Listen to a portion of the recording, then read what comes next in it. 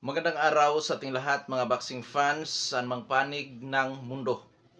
Ang bakbakan o labanan na ating tatalakayin ngayon, ito po sa pagitan ni Liam Smith kontra Aaron Makina. Fight schedule, April 26, taong kasalukuyan. Nagaganap din po sa Tottenham Hotspur Stadium, United Kingdom. Ang mga ito ay nangangampanya sa middleweight division. At sa bakbakan na ito, tayo po ay maghahayag ng sarili nating fight prediction, comparison at analysis na kung saan doon pa po lamang sa ating gagawing comparison, detalyado din po na inyong malalaman kung ano ang pagkakaiba ng dalawang maglalaban. Anong mga kalamangan, anong disadvantages. Kaya nga, inanyayahan ko po kayo na panoorin ang kabuang video nang sa ganun makakuha kayo ng mga basehan idea sa inyong pipiliin. Na sa tingin po nyo ay may malaking tsansa sa pagkapanalo dito po sa naturang suntukan. Maaring ang inyong desisyon ay papabor o tataliwas ito sa aking prediksyon. Ngunit, nasa inyo pa rin po talaga yan. Oo. Ang mahalaga lang doon, makakakuha kayo ng mga basihan. So bago naman natin ito simulan, para po sa mga boxing fans na bago po lamang napadpad dito sa ating munting channel, inanyahan ko po kayo na sana supportan po sa pamamagitan po ng pag-subscribe, like, and share. At para po sa mga boxing fans na walang sawa na sumuporta, sumubaybay dito sa ating munting channel, taos puso po ako nagpapasalamat sa inyong lahat. Wala po dong sports PH kung wala rin po kayo mga idols. Kaya naman, hindi na natin ito patagalin, simulan na natin. Dahil nga magkaroon tayo ng comparison, marapat lamang natin tatalakay ng mga background dito sa magkabilang panig. Dahil yan po ating gagamiting referensya sa comparison naman natin. Unahin natin na sa panig ditong si Aaron Makina. Bilang isang professional boxer, may impresibong kartada ito. 19 wins with 10 wins coming by way of knockout, undefeated. May edad 25 anyos, height 6 foot and 1 inches. Reach 75 inches, orthodox ang stance, knockout ratio 52.63%. Last fight, July 15, 2024, nakasagupa si Giovanni Estela. Panalo by 10 round technical knockout si Aaron Makina. Eksperyensya nitong si Aaron Makina bago ito pumasok sa professional boxing. Siya po ay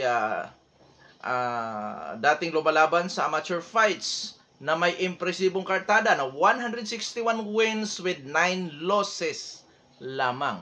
Na-achieve sa amateur fights. 8 times national champion. At may napalaw nito na gold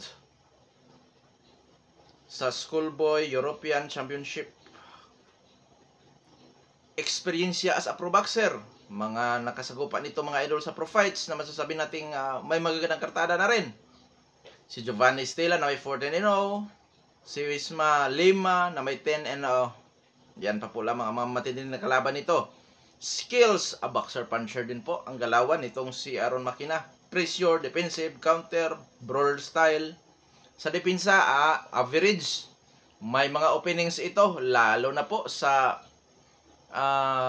kanyang panga na talagang open na open ito, delikadong makounter mga idol.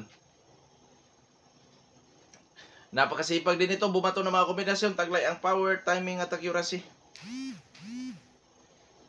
Ngayon, sa durability naman, masasabi kong may tibay. Natatamaan siya ng mga solido. Which is alug din, pero hindi ko pa nakitang napabagsak ito. Oo. So, sa panig naman ni Liam Smith. Bilang sa professional boxer, si Liam Smith naman po ay may impresibong kartada. 33 wins with 20 wins coming by way of knockout. May 4 na talo at may 1 tabla.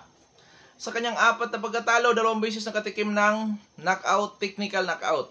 May edad na 36 anyos, height 5 foot and 9.5 inches. Orthodox ang stance, knockout ratio 60.61%. Last fight, September 20, 2023, rematch kay Chris Eubank Jr.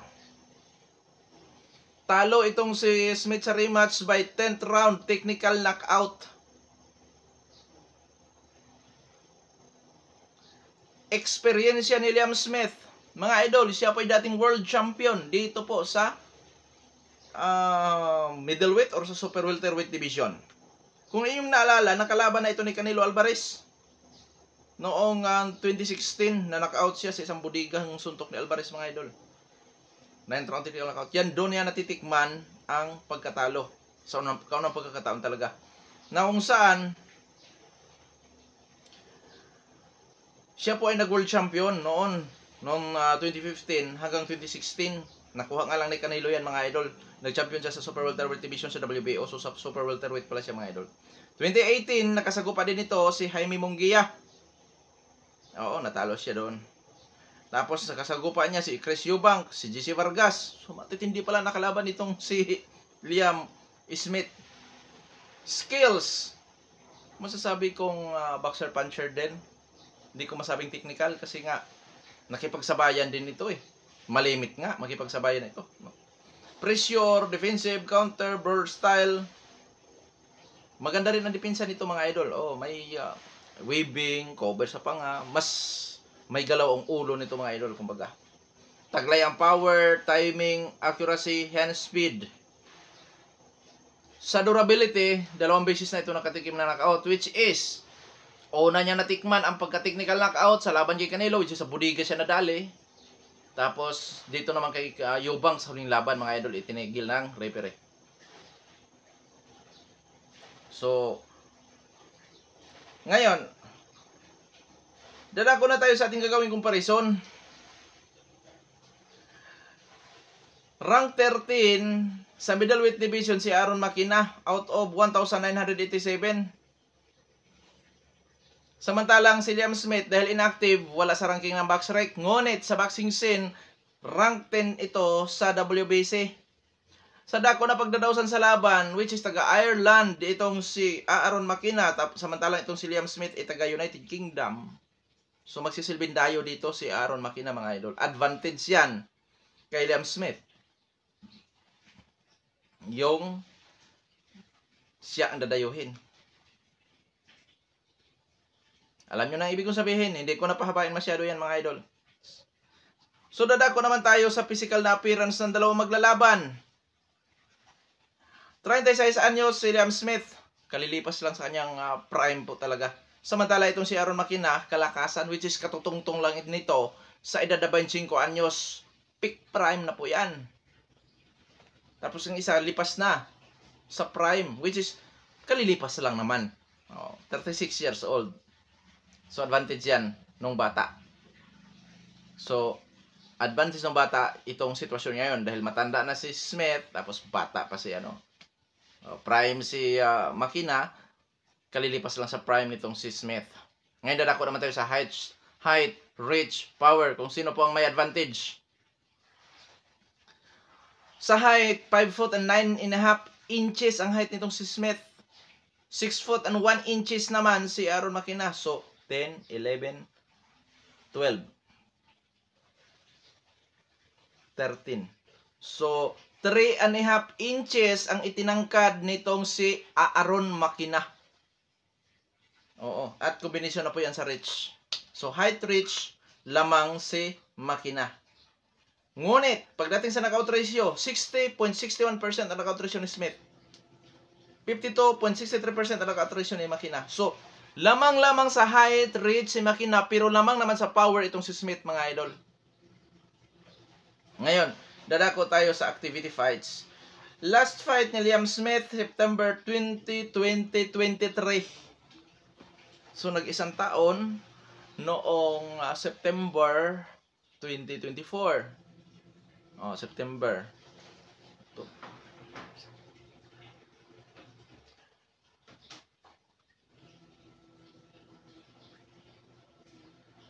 So, kung di ako nagkakamali, 19 months inactive si Liam Smith. Disadvantage po yan, mga idol, para sa akin. Bakit? Una dyan, baka pinasok sa tinatawag natin na ring rust itong si Liam Smith. Ano ang maapektuhan? Mismong kanya performance, mga idol, ang maapektuhan dyan. Power, stamina. Yan po ang problema doon. At syempre, yung pagkatalo niya by technical knockout sa huling laban. Wala kaya itong inindang phobia. Although kay Canelo, mga idol, na knockout na siya. Pero dito ngayon sa rematch ng Lakers Eubank round 2023, yung tinamaan siya sa panga, round 4 yata yun, bumagsak siya. At yun na, hindi na siya nagbago na yung kanyang galaw. Nanaig na si Eubank.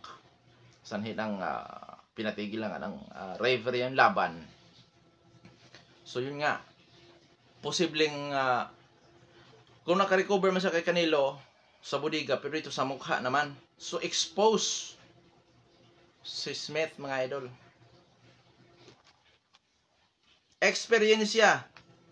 Sa uri ng kinalaban sa pro fights, milya-milya ang distansya ni Smith. Malayo ang agwat sa experience sa pro fights. Siyempre sa narating na rin po, mga idol. Bakit? Ay dating world champion sa Super Welterweight Division, itong si Smith. So milya-milya ang diferensya nila dito sa pro fights sa experience. Kaso nga lang, ang panlaban nitong bata na sa prime na si Aaron McKenna ay ang kanyang karanasan naman as a amateur boxer. Ayan po yun, mga idol. Amateur boxer ito. Hindi ito pwedeng maliitin. So ngayon, dadako naman tayo sa skills. Parehong boxer puncher, pero mas veterano kung gumagalaw si Smith. Itong si Aaron McKenna, marami pang dapat i-adjust nito, mga lodi, mga loads. Dapat marami pang i-improve ng batang ito. Dapat mayroon pang maraming ayusin sa kanyang galaw, lalo na pagdating sa depensa. Kasi nga, napaka-open nito na kung saan, mga idol. Okay, kung may granite chin ito, tulad ni Gennady Golovkin, kasi masasabi natin, tatamaan ka, logi ka, malakas ako, ganyan. Pero yung depensa nito, mga idol, masasabi kong, kung magkadistansya, hindi siya gano'ng natatamaan. Pero hindi naman pwedeng hindi magkadikit sila kasi nga, boxer puncher Parehong lumalaban sa inside fighting Open itong bata, delikado talaga to sa counter ni Liam Smith. Delikado. So, Kuya Dong Sports, sinong Yamado? Para sa akin, si Smith ang Yamado dito, mga idol. Di na rin bago para kay Smith ang mapapalaban sa 6'1". Eksperyensyado si Smith, mga idol. Ang eksperyensya ang magpanalo kay Smith dyan. Siyempre yung kanyang power. Ganun pa man. I-detalye natin kung gaano ka Yamado si Smith. Siguro 55-45 in favor of Smith. Limado po si Smith dyan, 55-45. So, mga idol, sinabi ko na sa inyo na si Smith ang limado dyan. 55-45. 5% ang diferensya, which is may laban po ang bata. So, natural. May laban po. So, ngayon, dadako na tayo sa ating prediction. Prediction ko po dyan, pabor ako dito sa bata na mananalo yan by decision. Pagka sinasabing by decision, yun ang most decision, split decision. Gamit ang kanyang height and disadvantage, once na mapanatili niya ang kanyang distansya, yun ang kanyang sansang manalo. At kung sa knockouta naman, siguro, posible makuha ng batang ito ang pag-knockout kay Smith. 1 to 10. Posible niya makuha ang pag-knockout kay Smith. Gamit ulit ang kanyang height and disadvantage. Once na makuha niya ang tamang distansya, na yung kasi, mga idol, ang lamang sa height reach, hirap yan sa inside fighting. So kailangan niyang kumuha ng distansya din, tulad din yan ng maliit or pandak, na kailangan niya makapasok doon na makuha niya ang tamang distansya niya, maipatama naman niya yung kanyang suntok. Ganon din dito sa matangkad.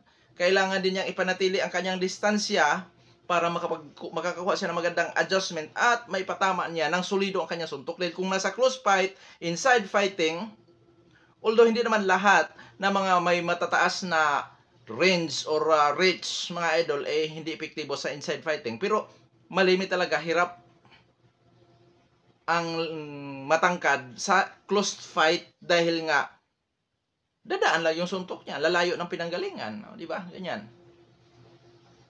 Naunsan delikado sa counter ni Smith yan pagka nasa inside fighting. So yun nga, ang masasabi ko dyan,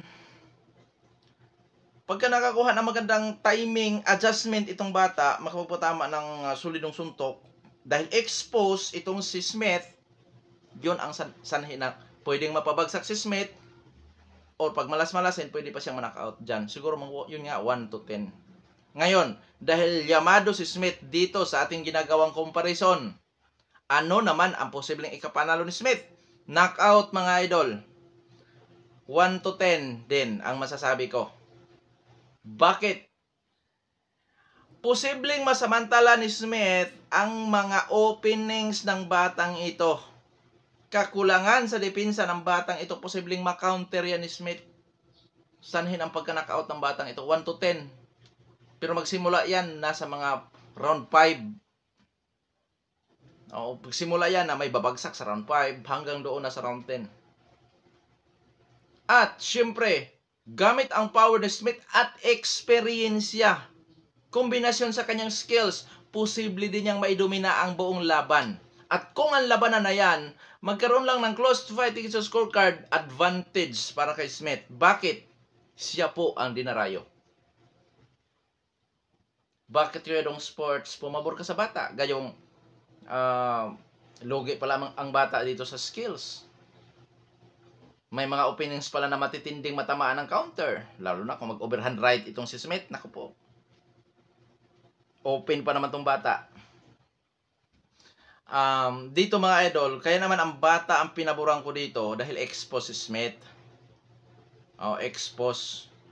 Pero hindi ibig sabihin noon na na-expose na sa mga kahinaan kung saan pwedeng patamaan, ay matatalo agad. Hindi ganon. Dahil hindi ito, si Smith, hindi yan aakyat dyan para lamang magpatalo. Siyempre nais niyan makabawi. Which is ang determinasyon ang mayroon kay Smith at experience. Kung idagdag na natin, kasama na rin yung kanyang skills, power. So, yun ang mga idol dyan. So, hindi madaling laban ito, lalo na doon sa bata. Dahil for the first time siya mapapalaban sa isang dating world champion at mga matitinding kasagupa. For the first time siya dyan na mapasalang sa katulad ni Smith. Sa madaling salita, karangalan ng bata ang mapapalaban kay Smith. At syempre mga idol, matalo o manalo man itong bata, siya po ang magkakaroon ng magandang mga benefits in terms of experience. Bakit? Syempre, ang mapalaban, kung matalo mo si Smith, malaking bagay po yan, lalo na pagdating sa ranking, which is si Smith ay nasa ranking. World ranking, which is rank 10 sa WBC. Anytime, pwedeng si Smith kukunin ng champion ng WBC as a world title challenger. Oo, kasi pasok siya sa rank 1 to 15. Kaya kaabang-abang na laban po yan. Pinili ko nga ang bata, pero delikado ang bata dyan. Veterano, sa madaling salita, veterano si Smith. At ang galaw ni Smith, mas pino ikumpara doon sa bata na marami pang dapat i-improve. Oo, pabor lang ako sa bata kasi nga bata yun. Posibleng, siyempre may experience ka paano sa amateur fights yan. Pero yun nga, marami pang, parang magaslaw pa siya kung gumalaw mga idol, ikumpara kay Smith. Yun ang masasabi ko dyan. So ngayon, nasa inyo ang huling desisyon. Oo, nasa inyo pa rin ang huling desisyon mga idols.